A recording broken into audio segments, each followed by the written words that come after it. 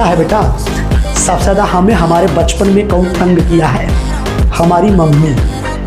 पता है, वो कपड़ा लेने जाती थी तो 2 साल पहले का प्लानिंग कर लेती थी। इतना लंबा कपड़ा लेती थी, हमारे लंबाई से 1 बित्ता 2 बित्ता ज़्यादा पहले का प्लानिंग कर लेती थी।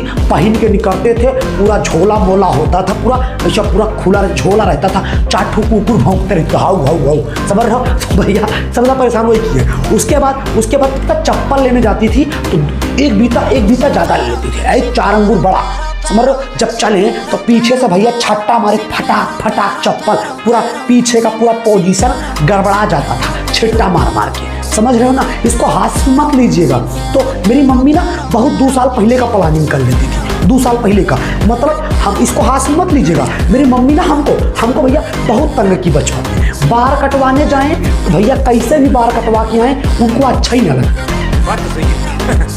अब हिमो अच्छा नहीं लगता है। वो ले जा करके चुंदवा दे, छोटा छोटा करवा दे तो भैया नाऊ से रुपया दे 25 रुपया दे, 5 रुपया का चॉकलेट खाने के लिए दे दे, 20 रुपया बाल कटवाई, वही में कहें जाओ फिर से कटा के आओ। तो न वो सोचे कि भैया तुम वो का करता था, भाई जब घोंट देता था हमारा बाल, ऐसे चिंगी रहता था, कुलबुल निकला रहता था। समझ में आ रही बात ना? सजा तंग वही की है बचपन में, बहुत ज़्यादा तंग कर दी है। लेकिन भैया ये बात ध्यान रखो, इसको हाथ से मत लीजिएगा। है पूरा है बाहर निकला रहता था, जो देखे हमको ऐसे घूर के देखता ही रहे, समझ रहे? खाता वाता आते ही पता न रहे, स्टाइल मानने ही नहीं देती थी मम्मी लोग मेरी, समझ रहे हो ना? तो ये बचपन में ऐसा मेरे साथ हो गया। बचपन से ही हमारे साथ अन्याय हो रहा है, समझ आ रही है बात बेटा? बचपन से ही हम लड़कों के साथ बड़ा अन्याय हो रहा है। क्लियर हो रहा है?